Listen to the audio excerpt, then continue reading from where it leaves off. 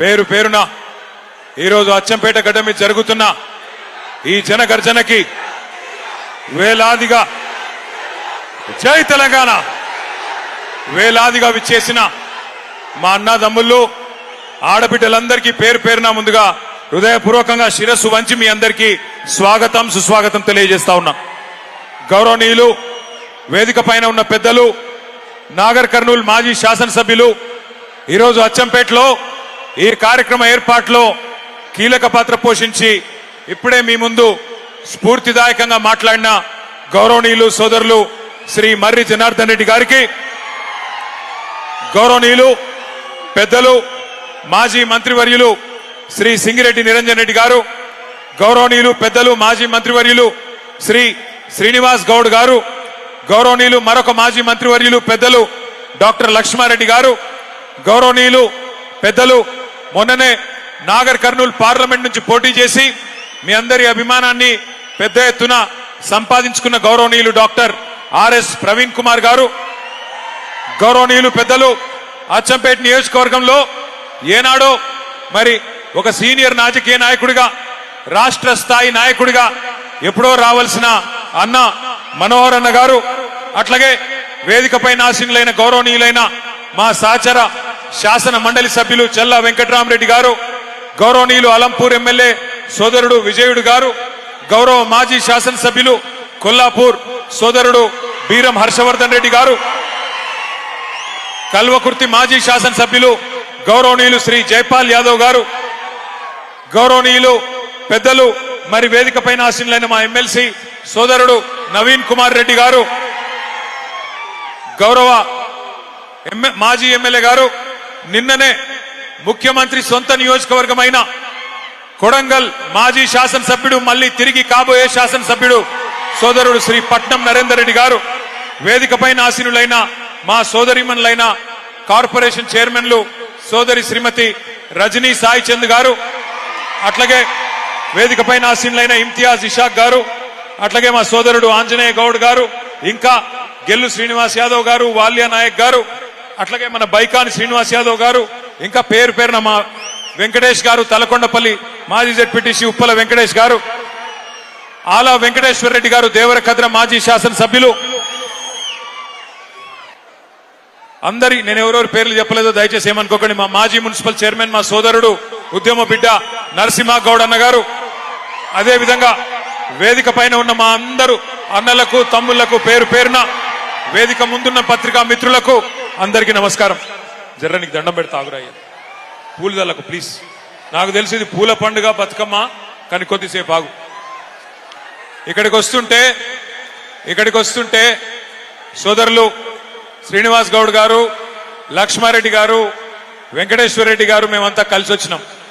వస్తుంటే అప్పుడే ఈ జిల్లా మంత్రి పక్కనే ఉండే కొల్లాపూరు ఎమ్మెల్యే, ఈ జిల్లా మంత్రి జూపల్లి కృష్ణారావు మాట్లాడిన మాటలు మొన్న మధ్యనే ఏదో ఒక సభలో మేము అందరం చూసినాం. ఆయన చెప్తున్నాడు ఎక్కడో ఆదిలాబాద్ లో, అక్కడ ఎమ్మెల్యే గారు అడిగినారు ఆదిలాబాద్ లో, కృష్ణారావు గారు మీరు మంత్రి కదా, మాకు ఫలానా పని చేయాలంటే మీ జిల్లా మంత్రి గారు ఏమంటున్నాడు ఎరికేనా? నేనెట్లా చెప్తా, నాకేం తెలుసు, నేను మళ్ళా గెలుస్తానో సస్తానో తెలియదు, మళ్ళా మా ప్రభుత్వం వస్తుందో రాదో తెలియదు, మేము గెలుస్తామో మా ప్రభుత్వం వస్తుందో మాకు తెలియదు, కాబట్టి మాట ఎట్లా ఇస్తా, నేను మాట ఇయ్యా అని చెప్పి జూపల్లి కృష్ణారావు గారు చెప్తా ఉంటే మేము చూసి నవ్వుకుంటా ఉన్నాం. కానీ ఇక్కడికి వచ్చిన అచ్చంపేట బిడ్డలందరికీ తెలుసు, జూపల్లి కృష్ణారావు గారికి తెలియకపోవచ్చు మళ్ళీ ప్రభుత్వం వస్తుందో రాదో అని, కానీ ఇక్కడికి వచ్చిన అచ్చంపేట బిడ్డలకు తెలుసు మళ్ళీ కాంగ్రెస్ ప్రభుత్వం వస్తుందా పక్కానా? తిరిగి ఎవరు వస్తారు? ఎవరు వినబడతలేదు. కేసీఆరేనా? పక్కానా? పక్కానట్టు ఒకసారి చేయిలా పట్టండి, అందరు 2 చేయిలా పట్టండి. జై తెలంగాణ. మంత్రులకు సోయి లేకపోవచ్చు, తెలివి లేకపోవచ్చు, కానీ అచ్చంపేట బిడ్డలకు మాత్రం తెగువ ఉంది, పౌరుషం ఉంది, తెలివి ఉంది. కాబట్టే మీరు చెప్తున్నారు ఈ దుర్మార్గ కాంగ్రెస్ ప్రభుత్వాన్ని మళ్లీ రానియమని చెప్తున్నారు. ఇవాళ అచ్చంపేటలోనే అక్కడ ప్రభుత్వం ఎన్నికల నోటిఫికేషన్ ఇచ్చే క్రమంలో ఉంటే అచ్చంపేటలోనే ఈ కార్యక్రమం పెట్టుకునే తందుకు ఒక ప్రత్యేకత ఉన్నది. మీ అచ్చంపేట నియోజకవర్గంలో ఇక్కడ పుట్టిన ఒక వ్యక్తి ఇవాళ రాష్ట్రానికి ముఖ్యమంత్రిగా ఉన్నాడు. కొండారెడ్డిపల్లి నుంచి ఎవరైనా ఉన్నారా? ఇక్కడ కొండారెడ్డిపల్లెలు ఉన్నారా? ఎవరైనా లేరా? ఉన్నారా? లేరా? సో మీ కొండారెడ్డిపల్లె, వంగూరు మండలం కొండారెడ్డిపల్లె. నేను ఇక్కడికి వచ్చేటప్పుడు కొండారెడ్డిపల్లె మీదకెళ్ళి వచ్చిన, కల్వకుర్తి మీదకెళ్ళి చూసుకుంటా వచ్చిన. ఆ ఊరోళ్ళు కానీ అక్కడ ఉండే పెద్దలు కానీ ఎవరైనా ఉంటే చెప్తారేమో అనుకున్నా. ఎందుకంటే రేవంత్ రెడ్డి గారు రోజుకొక తీరుగా మాట్లాడతాడు. ఆయన ఒకరోజు ఏం చెప్తాడు, నేను చాలా పేద రైతు కుటుంబం నుంచి వచ్చిన ఒక పేదవాడు, ఒక పేద రైతు బిడ్డ ముఖ్యమంత్రి అయితే కేసీఆర్ కు నచ్చుతలేదు, టీఆర్ఎస్ వాళ్ళకు నచ్చుతలేదు అని ఒకరోజు మాట్లాడతాడు. ఇంకొక రోజు ఏమంటాడు, నేను పేద రైతు ఎందుకు అవుతుంది, నేను ఎన్నడూ వ్యవసాయమే చేయలేదు, కానీ మా తాత పోలీస్ పటేల్, మా తండ్రి పోలీస్ పటేల్, మాకు చాలా పెద్ద కుటుంబం అని ఇంకొక రోజు చెప్తాడు. ఆయనను చూస్తే నాకు ఒకటే అనిపిస్తుంది, ఆయనలో ఒక అపరిచితుడు ఉన్నాడు లోపల. పొద్దున రాము, సాయంత్రం రేము, రెండు మనుషులు ఒకటే మనిషిలో ఉన్నారు. పొద్దున ఒక తిరిగి మాట్లాడతాడు, సాయంత్రం ఒక తిరిగి మాట్లాడతాడు. ఆయన మాట్లాడే మాటలు వింటే మాకే అర్థమైతలేదు ఏం చేయాలనో. శాసనసభలో అందరి ముంగట రాష్ట్రం అంతా చూస్తా ఉంటే ఇలా రాష్ట్రం పరువు తీస్తా ఉన్నాడు ఈ ముఖ్యమంత్రి రేవంత్ రెడ్డి. అందుకే ఆయన పుట్టిన గడ్డ అచ్చంపేట నుంచే మనం మొదలు పెట్టాలి మన జైత్ర యాత్ర అన్న ఉద్దేశంతో ఇక్కడనే ఈ జనగర్జన సభ పెట్టుకున్నాం. తప్పకుండా మిమ్మల్ని అందరినీ చూస్తుంటే నాకైతే నమ్మకం కలుగుతున్నది, స్థానిక సంస్థల ఎలక్షన్లలో కాంగ్రెస్ వాళ్ళు ఓటు అడగడానికి వస్తే తప్పకుండా వాళ్లకు మీరు ఏ బుద్ధి చెప్పాలో అది చెప్తారనే విశ్వాసం కూడా ఖచ్చితంగా కలుగుతా ఉన్నది. దయచేసి ఒక్క మాట ఆలోచించమని చెప్పి నేను కోరుతా ఉన్నా. నిన్న మొన్న అవతలి మొన్న వార్తలు వస్తా ఉన్నాయి, పక్కనే మనకు కర్ణాటక రాష్ట్రం ఉంటది. కర్ణాటక రాష్ట్రంలో కృష్ణానది మీద ఆల్మట్టి అనే ఒక డ్యామ్ ఉంటది. ఎప్పుడో చాలా కాలం కింద కట్టినారు, కానీ కట్టినప్పుడే అప్పుడున్న మన ఆంధ్రప్రదేశ్ ప్రభుత్వం, ఇంకప్పటికి తెలంగాణ ఏర్పాటు కాలే, ఆనాడే అప్పుడున్న ఆంధ్రప్రదేశ్ ప్రభుత్వం కూడా ఈ ఆల్మట్టి డ్యామ్ కడితే ఇటు తెలంగాణకు అటు కిందికి ఆంధ్రకు నీళ్లు రావు, కట్టొద్దు అని చెప్పి అప్పట్లోనే పోరాటం కూడా చేయడం జరిగింది. మరి 4 రోజుల కిందట కర్ణాటక ప్రభుత్వం, అక్కడ కూడా కాంగ్రెస్ ప్రభుత్వమే ఉన్నది, అక్కడ ఉన్న కాంగ్రెస్ ప్రభుత్వం మొన్న ఒక నిర్ణయం తీసుకున్నది వారం రోజుల కిందట. ఏమని, ఇప్పటికే 519 మీటర్ల మీద ఉన్నది ఆల్మట్టి డ్యామ్, 519 మీటర్ల మీద ఉన్నది. ఇంకొక 5 మీటర్లు పెంచుతాం అంటే ఇంకొక 18 ఫీట్లు పైకి కడతాం, ఇంకా ఎత్తుకు పెంచుతామని చెప్పి కర్ణాటక ప్రభుత్వం 70,000 కోట్ల రూపాయలు ఖర్చు పెట్టి కిందికి కృష్ణా నీళ్లు ఒక్క చుక్క కూడా రాకుండా చేసే ఒక ప్రయత్నం చేస్తా ఉన్నది. ముఖ్యమంత్రి చెప్పుకుంటాడు నేను నల్లమల పులిని అని చెప్పుకుంటాడు. మరి నల్లమల పులి పక్కనే ఉండే కర్ణాటక కాంగ్రెస్ ప్రభుత్వం 5 మీటర్లు అంటే 18 ఫీట్లు అక్కడ డ్యామ్ ఎత్తు పెంచి పాలమూరుకు చుక్క నీళ్లు రాకుండా చేస్తే నల్లమల పులి అన్నట్టు ఏం చేయాలి, పిల్లిలాగా ఇంట్లో కూర్చోవన్నా లేదా పోయి అక్కడ గర్జించాలనా కొట్లాడాలనా? ఒకసారి గుర్తు తెచ్చుకోండి, నిజమైన పులి ఎట్లుంటదంటే కేసీఆర్ గారు 2001వ సంవత్సరంలో రాజోలి బండ డైవర్షన్ స్కీమ్ మీద నడిగడ్డకు నీళ్లు వస్తలేవని, అలంపూర్కు గద్వాల తాలూకాకు నీళ్లు రావడం లేదు, మా నీళ్లు మాకు రావాలి అని చెప్పి అక్కడ తూములు మూసేస్తేనే మాకు నీళ్లు వస్తాయని చెప్పి పాదయాత్ర చేస్తా ఉన్నారు. పాదయాత్ర చేస్తుంటే అవతల పక్కన రాయలసీమ ఎమ్మెల్యే ఒక ఆయన ఒక మాట అన్నాడు, కేసీఆర్ బ్లాక్ మెయిల్ చేస్తున్నాడు, నడిగడ్డకు నీళ్లు రావాలని చెప్పి ప్రభుత్వం మీద ఒత్తిడి తెచ్చే ప్రయత్నం చేస్తా ఉన్నాడు, ఒకవేళ కేసీఆర్ బ్లాక్ మెయిల్ కు కనుక లొంగి తూములు కిందికి దించితే ఆ తూములని బాంబులతో బద్దలు కొడతామని చెప్పి ఒక రాయలసీమ ఎమ్మెల్యే చెప్పినాడు. చెప్తే కేసీఆర్ గారు ఏం చేసినారు తెలుసా, ఒక నిజమైన పులి ఏం చేస్తాడు, ఆయన ఒకటే మాట చెప్పినాడు, నువ్వు గనక సుంకేసుల తూముల కాడికి అడుగు పెట్టినా అక్కడే ఉన్న మీ సుంకేసుల బరాజ్ ఉంది కదా 1000 బాంబులతో లేపి పాడేస్తాం, తునకలు చేస్తామని చెప్పినాడు. మరి అలా నల్లమల పులి అని చెప్పుకునే రేవంత్ రెడ్డికి ఆ దమ్ము ఆ తెగువ లేదా? పాలమూరు ఎండిపోయే పరిస్థితి వస్తే కిందికి నల్లగొండకు చుక్క కృష్ణా నీళ్లు రాని పరిస్థితి వస్తే మరి మనకు కేఎల్ఐ లిఫ్ట్ ఎక్కడిది, పాలమూరు లిఫ్ట్ ఎక్కడిది, శ్రీశైలంలకే కృష్ణా నీళ్లు రాకపోతే మనం పైకి నీళ్లు తెచ్చుకునే అవకాశం ఎక్కడిది ఆలోచించమని చెప్పి నేను కోరుతా ఉన్నా. ఇట్లా అక్కడ పక్కనే ఉన్న కాంగ్రెస్ ప్రభుత్వం ఇవాళ కృష్ణను ఆపే ప్రయత్నం చేస్తుంటే పైనున్న రాహుల్ గాంధీ మాట్లాడాడు, ఇక్కడ ఉన్న రేవంత్ రెడ్డి మాట్లాడాడు. మళ్ళీ తిరిగి కొట్లాడేది మాట్లాడేది ఒకే ఒక్క నాయకుడు తెలంగాణ ప్రయోజనాల కోసం. ఎవరది? ఒక్క కేసీఆర్ గారు మాత్రమే. అందుకే కేసీఆర్ దండుగా మేము ఇవాళ అచ్చంపేట గడ్డ మీద నుంచి అడుగుతా ఉన్నాం ముఖ్యమంత్రి రేవంత్ రెడ్డిని, కాంగ్రెస్ ప్రభుత్వాన్ని, నీకు దమ్ముందా ఆల్మట్టిని ఆపేది, లేదా ఈ గులాబీ దండు బయలుదేరి అక్కడ పోయి అడ్డుకోవాలన్నా చెప్పమని చెప్పి నేను అడుగుతా ఉన్నా. నీకు దమ్ముంటే, నీ ప్రభుత్వానికి తెగింపుంటే రాహుల్ గాంధీ దగ్గరికి పిలిపి కర్ణాటక ముఖ్యమంత్రిని ఎట్లా కృష్ణా నదిని మా నల్లగొండకు, పాలమూరుకు, మా రంగారెడ్డికి కాకుండా చేస్తావు, ఎట్టి పరిస్థితుల్లో దీన్ని ఒప్పుకోం అని చెప్పి రాహుల్ గాంధీతో చెప్పి ఆల్మట్టి దగ్గర 70,000 కోట్లతోని వాళ్ళు ఏదైతే ఎత్తు పెంచే ప్రయత్నం చేస్తున్నారో దాన్ని వెంటనే ఆపేయి. ఆ దమ్ము నల్లమల పులికుందా? ఈయన నల్లమల పులేనా? నల్లమల పులే ఏంటిది మరి? ఇది పిల్లి కాదు, నక్క. నక్క నల్లమల నక్క. ఎందుకంటే నేను చెప్తలేను ఈ మాట. నిన్న కొడంగల్ నుంచి కొంతమంది వచ్చినారు తమ్ముళ్ళు, 300 మంది పార్టీలో జాయిన్ అయినారు, కాంగ్రెస్ వాళ్ళు, బీజేపీ వాళ్ళు.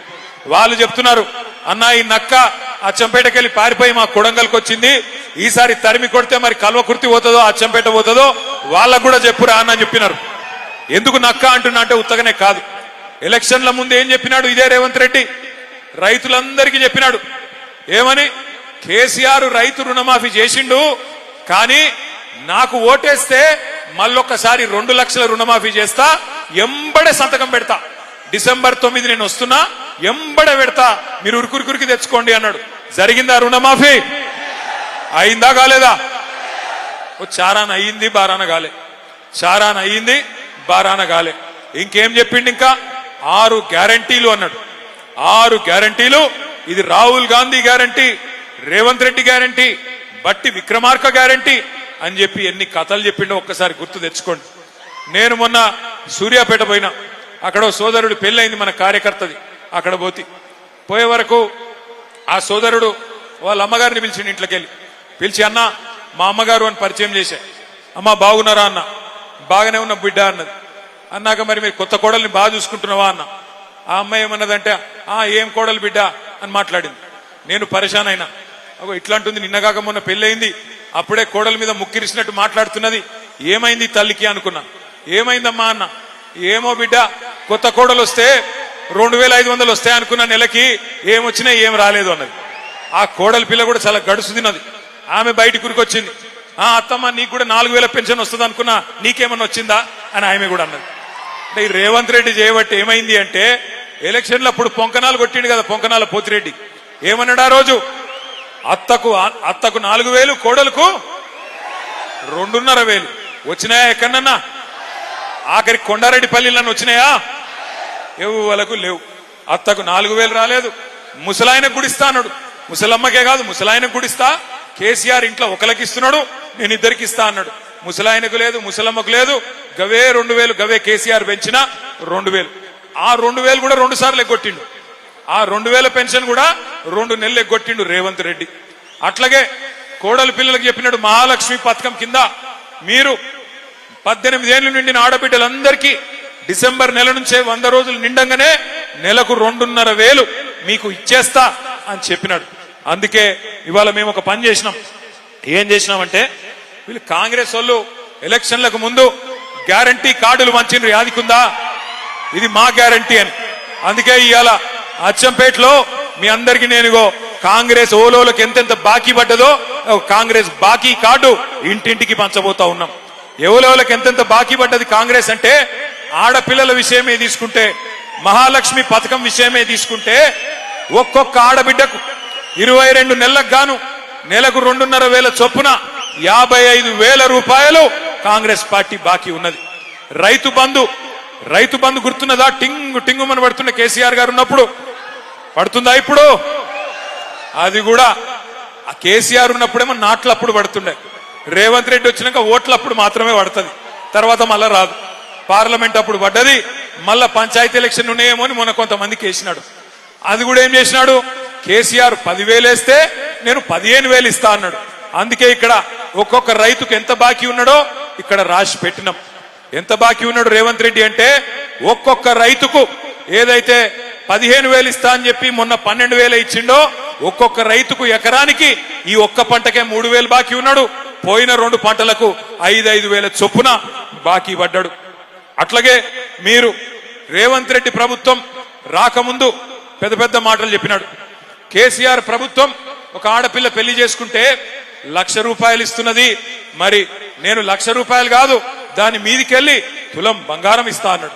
ఇప్పుడు 8 లక్షల పెళ్లిలైనాయి. మరి కాంగ్రెస్ ప్రభుత్వం వచ్చినాక ఎన్ని లక్షల తులాల బంగారం బాకీ ఉన్నాడు? 8 లక్షల తులాల బంగారం బాకీ ఉన్నాడా? అడుగుదామా? అట్లాగే వికలాంగులకు చెప్పినాడు, కేసీఆర్ గారు మీకు 4,000 పెన్షన్ ఇస్తున్నాడు, నేను 6,000 పెన్షన్ ఇస్తా అని చెప్పి నమ్మబలికినాడు. ఒక్కొక్క దివ్యాంగుడికి ఈ ప్రభుత్వం 22 నెలలకు గాను 44,000 రూపాయలు బాకీ ఉన్న విషయం మీ అందరికీ ఈ బాకీ కార్డు ద్వారా నేను గుర్తు చేస్తా ఉన్నా. ఈ బాకీ కార్డు రేపు గ్రామ గ్రామానికి పోవాలి, గడప గడపకు పోవాలి, మనిషి మనిషికి పోవాలి. ఈ బాకీ కార్డే మీకు బ్రహ్మాస్త్రం అవుతుంది. ఈ బాకీ కార్డే ఇంటింటికి మనం పంచుదాం. కాంగ్రెస్ వాళ్ళు వస్తారు ఓట్లు అడగనికి వచ్చినప్పుడు కాంగ్రెస్ వాళ్ళకు మరి వాళ్ళు ఎలక్షన్లు ఇప్పుడు బాగా సంపాదిస్తున్నారు. రేవంత్ రెడ్డి గారు వాళ్ళ అన్నదమ్ములు రియల్ ఎస్టేట్ లో కుమ్మేస్తున్నారు, 100,000 కోట్ల రూపాయలు సంపాదిస్తున్నారు. సహజంగానే ఓటుకు 5,000 ఇచ్చినా ఇస్తారు. కాబట్టి మీరు కూడా ఏం చేయండి అంటే, ఓటుకు 5,000 ఇచ్చినా తీసుకోండి, ఏం తప్పులేదు. కానీ బాకీ కార్డు ముంగట పెట్టండి, బాకీ కార్డు ముంగట పెట్టండి. కొడుక 5,000 ఇచ్చినావు, మరి మిగతా 50,000 ఎప్పుడు ఇస్తావు అని అడగాల. కొడుక 2,000 ఇచ్చినావు, మరి మిగతా 53,000 ఎప్పుడు ఇస్తావు, ఏం సంగతి అని అడగాల. మా ఆడబిడ్డల దగ్గరకు వస్తే మరి 55,000 ఎప్పుడు ఇస్తావన్నా అని అడగాలి, తులం బంగారం ఎప్పుడు ఇస్తావన్నా అని అడగాలి. కొత్త పథకాలు వస్తాయి అనుకున్నారు. మీ అచ్చంపేట వాళ్ళు ఏమనుకున్నారో కూడా నాకు తెలుసు. మీరేమనుకున్నారంటే, అచ్చంపేట వాళ్ళు మా ఎమ్మెల్యే ఓడిపోతాడు కానీ కేసీఆర్ గెలుస్తాడు కదా అనుకున్నారు. అంతే అనుకున్నారా? అంతేనా? ఒకసారి అంతే అనుకున్నారు, చేయలేవటండి. అందరు అంతే అనుకున్నారా? అంటే పోతే మా ఎమ్మెల్యే పోతాడు కానీ కేసీఆర్ అయితే ముఖ్యమంత్రిగా ఉంటాడు అనుకున్నారు. అట్లాగే పక్క కొల్లాపూర్ వాళ్ళు అట్లే అనుకున్నారు, యువత వాళ్ళు కూడా అట్లే అనుకున్నారు. అందుకే ఓడిపోయినాం మనం. ఎక్కడో వాళ్ళు అక్కడ అట్లే అనుకొని మీరు మోసపోయినారు. మోసపోయి ఇలా గోసపడతా ఉన్నారు. చిలుకకు చెప్పినట్టు చెప్పిండు కేసీఆర్ గారు, ఇదే అచ్చంపేటలో చెప్పినాడు. ఏం చెప్పినాడు? మోసపోతే గోసపడతారని చెప్పినారు. మరి ఇప్పుడు చూస్తున్నారు కదా, యూరియా బస్తాల కోసం లైన్లు కట్టే దిక్కుమాలిన రోజులు వచ్చినాయి. కేసీఆర్ ఉన్నప్పుడు ఉండేనా ఈ పరిస్థితి? యూరియా కోసం యుద్ధాలు చేసే పరిస్థితి ఉండేనా? ఇలా పొద్దున పోతే ఎప్పుడు వస్తుందో యూరియా బస్తా తెలియదు, ఎప్పుడు మళ్ళా ఇంటికి వస్తాడో మనిషి తెలియదు. కొంతమంది లైన్లలో నిలబడి చక్కెర వచ్చి పడిపోతున్నారు. కొంతమంది అక్కడనే చచ్చిపోయిన వాళ్ళు ఉన్నారు. మొన్న ఒక గిరిజన మహిళ మిర్యాలగూడ నియోజకవర్గంలో ఆ తోకిసలాటలో అక్కడనే పడి చచ్చిపోయిన పరిస్థితి ఒక గిరిజన రైతు. ఇటువంటి పరిస్థితి కేసీఆర్ ఉన్నప్పుడు ఉండేనా? ఎన్నడన్నా రైతుకు ఇబ్బంది కలిగిందా కేసీఆర్ గారు ఉన్నప్పుడు? ఇవాళ ఆలోచించమని కోరుతా ఉన్నా. ఆల్మట్టి ఎత్తు పెంచుతుంటే మాట్లాడాడు, యూరియా ఇయ్యడు, రైతు బంద్ అయ్యాడు, బోనస్ ఇచ్చిండా? బోనస్ బోగస్ అయ్యింది. రైతుని ఇవాళ అరిగోస పెడుతున్నాడు రేవంత్ రెడ్డి గారు. మన ప్రభుత్వం ఉన్నప్పుడు మనం ఇక్కడ ఉండే కల్వకుర్తి లిఫ్ట్ ఇరిగేషన్ ను వేగంగా పూర్తి చేసి 4 లక్షల ఎకరాలకు నీళ్లు తీసుకొచ్చి అచ్చంపేటలో కూడా 90,000 ఎకరాలకు నీళ్లిచ్చిన ఘనత కేసీఆర్ గారి ప్రభుత్వానికి. ఆ 90,000 సరిపోవు, మరి ఖచ్చితంగా ఇంకా ఎక్కువ చేయాలన్న ఉద్దేశంతో అచ్చంపేట లిఫ్ట్ ఇరిగేషన్ అని చెప్పి ఇంకొక 1,350 కోట్ల రూపాయలతో అచ్చంపేట లిఫ్ట్ ఇరిగేషన్ కూడా కేసీఆర్ గారు మంజూరు చేసినారు. టెండర్ కూడా పూర్తయింది. ఈ 2 నెలల్లో రేవంత్ రెడ్డికి నిజంగానే నల్లమల బిడ్డ అయితే, అచ్చంపేట గడ్డ మీద పుట్టిన కొండారెడ్డిపల్లిలో పుట్టిన బిడ్డ అయితే ఈ 2 ఏళ్లు సరిపోలేదా పూర్తి చేసేందుకు? పూర్తి చేయలేదు. ఎక్కడ ఉన్నదాన్ని అక్కడనే వదిలిపెట్టిండు. మరొక 75,000 ఎకరాలకు మీకు కూడా నీళ్లు వస్తా ఉండే. ఇంకొక మాట కూడా నేను చెప్తా ఉన్నా. పాలమూరు రంగారెడ్డి ఎత్తిపోతల పథకం చెప్తా కాలేజ్ ఫీజు గురించి. పాలమూరు రంగారెడ్డి ఎత్తిపోతల పథకం కేసీఆర్ గారు 90% పూర్తి చేసినారు. ఏదులా పూర్తయింది, నార్లాపూర్ పూర్తయింది, వట్టెం పూర్తయింది, కరివెన రిజర్వాయర్ పూర్తయింది, ఉద్దండాపూర్ పూర్తయింది, మొత్తం రిజర్వాయర్లన్నీ పూర్తయినాయి. 90% పూర్తయింది. నార్లాపూర్ దగ్గర ఒక పంపు కూడా చాలు చేసి నీళ్ళిచ్చే అవకాశం కూడా ఉన్నది. 90% పూర్తయితే ఆ పథకం ఇంకొక 10% మాత్రమే పూర్తి చేయాల్సి ఉంటే రేవంత్ రెడ్డి దాన్ని మాత్రం ముట్టుకుంటలేడు. ఎందుకంటే పాలమూరు రంగారెడ్డి ఎత్తిపోతల పథకం అది పూర్తి చేస్తే కేసీఆర్ కు పేరు వస్తుంది. అందుకే ఏం చేసిండరికైనా ఆ పాలమూరు పథకానికి వాళ్ళ మామ పేరు పెట్టుకున్నాడు, జైపాల్ రెడ్డి గారు పేరు పెట్టినాడు. మరి జైపాల్ రెడ్డి గారు ఏం చేసిండ్రో, ఆయన పథకంకి ఏమో ఆయనకి ఏం సంబంధమో నాకైతే తెలియదు. నేను మిమ్మల్ని అందరినీ కోరుతా ఉన్నా, పాలమూరు ఎత్తిపోతల పథకం గాని అచ్చంపేట ఎత్తిపోతల పథకం గాని ఈ రెండింటినీ పండబెట్టిండు, ఈ రెండింటినీ పక్కన పెట్టిండు. ఆల్మట్టి అక్కడ కడుతుంటే కృష్ణలో ఒక్క చుక్క నీరు రాకుండా పక్కన కర్ణాటక కాంగ్రెస్ ప్రభుత్వం కుట్ర చేస్తుంటే నోరు మూసుకొని ఉన్నాడు. ఎక్కడ రాహుల్ గాంధీ తీసి పారేస్తాడేమో అని భయపడతా ఉన్నాడు. కానీ తెల్లారు లేస్తే ఒకటే పని రేవంత్ రెడ్డి గారికి, కేసీఆర్ గారి జపం మాత్రం చేస్తున్నాడు. రోజు తెల్లారు లేస్తే కేసీఆర్ తిట్టుడు, కేసీఆర్ ను రోజు మన్నువోసుడు, కేసీఆర్ గారి మీద రోజు తిట్లు శాపనార్థాలు తప్ప ఇంకొక మంచి మాట మాత్రం ఆయన నోట్లోంచి రాదు. ఒకసారి ఆలోచించండి, మనం కూడా చాలా మంది ముఖ్యమంత్రులను చూసినాం. ఎన్టీ రామారావు గారిని చూసినాం, తర్వాత చంద్రబాబు నాయుడు గారిని చూసినాం, తర్వాత రాజశేఖర రెడ్డి గారిని చూసినాం, తర్వాత రోషయ్య గారిని చూసినాం, కిరణ్ కుమార్ రెడ్డి గారిని చూసినాం, ఆ తర్వాత కేసీఆర్ గారిని చూసినాం, ఇప్పుడు రేవంత్ రెడ్డి గారిని చూస్తా ఉన్నాం. ఎవరన్నా ముఖ్యమంత్రి ఆ పదవిలో కూర్చున్న పెద్ద ఆయన ఎన్నడన్నా రేవంత్ రెడ్డి మాట్లాడినంత హీనంగా, రేవంత్ రెడ్డి మాట్లాడినంత దరిద్రంగా ఎవరన్నా ముఖ్యమంత్రి మాట్లాడిండా? ఒక్కసారి ఆలోచన చేయండి. ఎంత గలీజు మాటలు మాట్లాడతాడు ఆయన.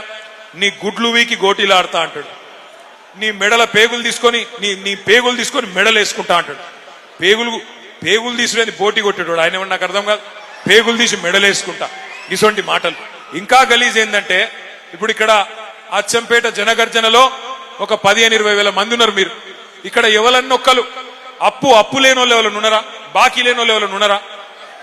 ఉంటే శైలా పట్టండి. బాకీ లేనోళ్ళు బాకీ ఉన్నోళ్ళు చేయి కింద పెట్టండి. బాకీ లేనోళ్ళు ఎవరైనా ఉంటే, ఒక మర్రి జనార్దన్ రెడ్డికి లేకపోవచ్చు కానీ ఉందా నీకేమన్నా? ఆయన ఒక్కరికి లేదంటే కానీ మిగతా వాళ్ళకి అందరికి బాకీ ఉన్నది. ఇప్పుడు మనిషి అనేటోనికి బాకీ ఉంటది, మర్రికి కూడా ఉంటది. చెప్తలేడు, కొద్దిగా సిగ్గుపడుతుంది. కానీ అదానికి బాకీ ఉంటది, అంబానికి కూడా బాకీ ఉంటది, వెంకటేశ్వర స్వామికి కూడా బాకీ ఉన్నది. తిరుమల దేవుడు వెంకటేశ్వర స్వామికి అంత పెద్దోడు, ఆయనకే బాకీ ఉన్నది. బాకీ ఉన్నా మనందరికీ బాకీ ఉన్నది, అందరికి అప్పులు ఉన్నాయి. కానీ తిట్టుకుంటాం, ఆ రోజు బయట చెప్తామా, నేను దివాలా తీసినా, నేను సంకనాకి పోయినా, నాకు బాకీ ఉన్నది, నేను ఎత్తిపోయినా అంటే ఎవడన్నా మార్కెట్లో మనకు విలువ ఉంటుందా? మరి రాష్ట్రానికి పెద్ద ముఖ్యమంత్రి తెల్లారు లేస్తే నా రాష్ట్రం ఎయిడ్స్ పేషెంట్ అయిపోయింది, నా రాష్ట్రం క్యాన్సర్ పేషెంట్ అయిపోయింది, నా రాష్ట్రం దివాలా తీసింది అని మాట్లాడితే ఢిల్లీలో ఎవడన్నా పట్టించుకుంటాడా? మళ్ళీ ఆయననే చెప్తాడు. ఏం చెప్తాడు? ఢిల్లీలో నన్ను ఎవడు అపాయింట్మెంట్ ఇస్తలేడు, అక్కడ పోతే నన్ను దొంగను చూసినట్టు చూస్తున్నారు. మరి కాదు, నాకు తెలియక అడుగుతా, దొంగను దొంగ లెక్కనే చూస్తారు కదా, ఇంకెట్లా చూస్తారు? ఈయన దొంగ కాదా? ఓటుకు నోటు దొంగ కాదా? 50 లక్షల రూపాయలతో దొరికినోడు దొంగ కాకపోతే ఏంటిది? దొంగను దొంగ లెక్కనే చూస్తారు. కానీ ఇంకేమంటాడు? నేను పోతే నాకు అపాయింట్మెంట్ ఇస్తలేరు, ఇస్తే చెప్పులెత్తుకపోతాడేమో అని అపాయింట్మెంట్ ఇస్తలేరు అంటున్నాడు. ఇంతకంటే హీనమైన భాష ఉంటుందా? మనందరం కూడా అప్పున్నా బాకీ ఉన్నా, లోపల బనీన్కు పొక్కలున్నా, మీదికెళ్ళి మాత్రం కడక్ అంగి వేసుకొని తిరుగుతాం. ఎందుకు? మళ్ళీ అప్పు ఉట్టాలనా లేదా, నడిపియాలనా లేదా సంసారం? అందుకే అట్లా కడక్కుండే ప్రయత్నం చేస్తాం. ఇప్పుడు ఒక మాట అడుగుతాం మిమ్మల్ని, ఇప్పుడు నేనున్నా, నాకు కూడా అప్పు ఉన్నది, అప్పు తీసుకున్నా అనుకో. ఈ మర్రి జనార్దన్ రెడ్డి కాడ నేను ఒక 5 లక్షలు అప్పు తీసుకున్నా అనుకో. అరే నిజంగా తీసుకోలేదురా భయ్, ఆగురు, తీసుకున్నా అనుకో. చెప్తా మర్రికి, ఏం చెప్తా నేను? అన్నా ఒక 6 నెలలకు ఇస్తేనే జర్ర మితి లేకుండా లేదా తక్కువ మితితో అని చెప్తా. సరే, మర్రి జనార్దన్ రెడ్డి నా దోస్తు కాబట్టి ఇచ్చిండు. 6 నెలలు అయిపోయింది, చూసిండు పాపం. 6 నెలలకు నేను ఇంక ఇస్తలేని పైసలు. ఫోన్ చేసిండు. ఇక నేనేం చేస్తున్నా, ఫోన్ కట్ చేస్తున్నా. సారీ ఐఎమ్ బిజీ అని ఫోన్ కట్ చేస్తున్నా, ఎత్తుతలేను, తప్పించుకుంటున్నా. 2 సార్లు ఇంకో 2 సార్లు ఫోన్ కొట్టిండు, నేను ఎత్తుతలేను, తప్పించుకుంటున్నా, బిజీ అని కొడుతున్నా. ఇక ఆయనతో ఒకరోజు ఉండబట్టలేక ఆయన ఇంటికి వచ్చిండు. వచ్చి పట్టుకున్నాడు. ఏమైనా నువ్వు, నాకు అర్థం కాదు, నీకు ఇస్తి పైసలు నువ్వు చెప్పిన మాట ప్రకారం మరి అలా మళ్ళా వాపస్ ఇవ్వమంటే డ్రామాలు చేస్తున్నావా, ఏం చేస్తున్నావు అని లొల్లి పెడతాడు కదా. పెడతాడు ఎవరైనా కూడా. నిజంగా బుద్ధిమంతుడు అయితే ఏం చెప్పాలి? తీసుకున్నాడు, అన్నా సారీ అన్నా, ఏమనుకోక వెళ్తలేదు, ఇంకొక 2 నెలలు టైం నీకు దండం పెడతా, 2 నెలలకు మిత్తి పెద్దగా పెంచుకో కావాలంటే, కానీ ఇస్తాం మిత్తితోనని చెప్పాలి. కానీ రేవంత్ రెడ్డి ఏమంటుండే ఎరికేనా?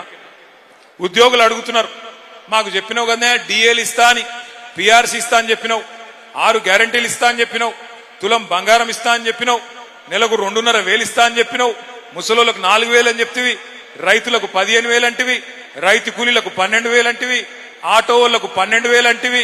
మరి ఇవన్నీ ఇవ్వకుండా తప్పించుక తిరుగుతున్నావు, ఏం సంగతి అంటే రేవంత్ రెడ్డి ఏమంటుండే ఎరికేనా? బాకీ వడ్డోడు ఏం చేస్తారా మీరు, నన్ను కోసుక తింటారా?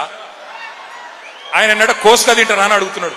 ఆయన ఏమైనా కోయనికి ఏమైనా జామకాయనా, మామిడికాయనా, సేపు పండ, ఏమిటి కోస్తాం ఆయనను? ఏం చేయాలి మరి? మనం మాట ఇచ్చి తప్పించుకున్నాను ఏం చేయాలి?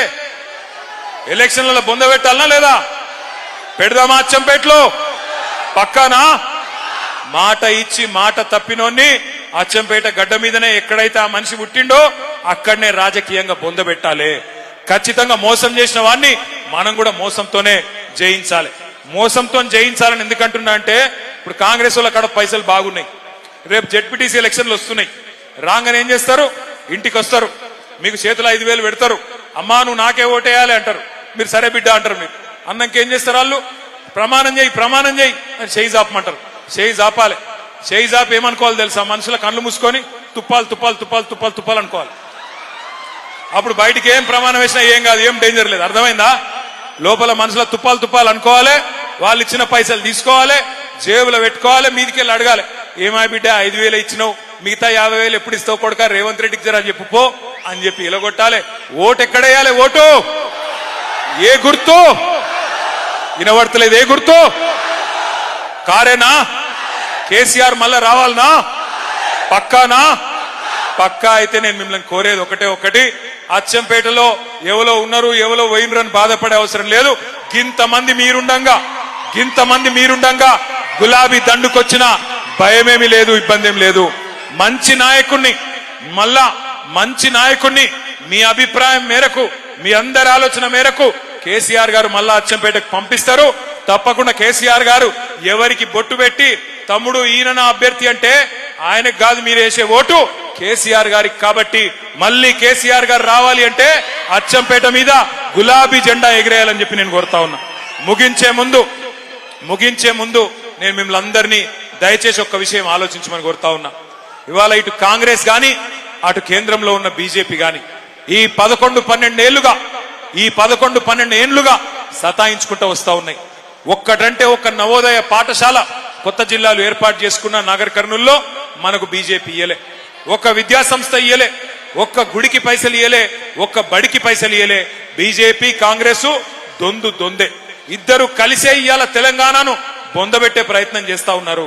ఇద్దరు కలిసి రాజకీయంగా మరి మనని ఎదుర్కోలేక కేసీఆర్ గారిని మరి అప్రతిష్ట పాలు చేసే ప్రయత్నం చేస్తా ఉన్నారు. ఆలోచన చేయండి మీరు. ఇద్దరు కలిసి ఉన్నారని ఎందుకంటున్నా అంటే సరిగ్గా నిన్న సెప్టెంబర్ 27 పోయిన సంవత్సరం తెలంగాణ రెవెన్యూ మంత్రి పొంగులేటి శ్రీనివాసరెడ్డి కాంగ్రెస్ మంత్రి, ఆయన ఇంటి మీద ఈడీఓడు రైడ్ చేసిండు. ఈడీ ఎన్ఫోర్స్మెంట్ డైరెక్టరేట్ రైడ్ చేస్తే ఆ రైడ్లో మరి టీవీలలో వార్తలు వచ్చినాయి. ఇంట్లోకి 2 నోట్లను లెక్క పెట్టే మెషిన్లు పోతున్నాయి, పెద్ద మెషిన్లు పోతున్నాయి, గుట్టలుగా పైసలు ఉన్నట్టున్నాయి అని చెప్పి టీవీలలో వార్తలు వచ్చినాయి. ఆ రైడ్ జరిగి 1 సంవత్సరం అయిపోయింది. సంవత్సరం అయిపోయినా కూడా ఆ మంత్రి గారు నోరిపుతలేడు, ఈడీఓడు నోరిపుతలేడు. అంటే కాంగ్రెస్ వాడు మాట్లాడతలేడు, బీజేపీ వాడు మాట్లాడతలేడు. ఇద్దరు మంచిగా కలిసిమెలిసి అండర్స్టాండింగ్ లో బ్రహ్మాండంగా పనిచేసుకుంటా ఉన్నారు. అందుకే గుర్తుపెట్టుకోండి, ఇక్కడ తెలంగాణలో ఉన్నది కాంగ్రెస్ ప్రభుత్వం కాదు, తెలంగాణలో ఉన్నది జాయింట్ వెంచర్ ప్రభుత్వం. కాంగ్రెస్ బీజేపీ కలిపి నడుపుతున్న ప్రభుత్వం తప్ప ఇది కాంగ్రెస్ ప్రభుత్వం కాదు. అందుకే 2 పార్టీలను బొందబెట్టేందుకు మీకు అచ్చంపేటలోనే బ్రహ్మాండమైన అవకాశం ఉన్నది. స్థానిక సంస్థల ఎన్నికల్లోనే మీ సత్తా చూపెడతారని చెప్పి మనస్ఫూర్తిగా కోరుకుంటూ ఇవాళ జనగర్జనకు ఇన్ని వేల మందిగా విచ్చేసిన మా తమ్ముళ్లకు అన్నలకు మళ్ళొకసారి నమస్కారాలు తెలియజేస్తూ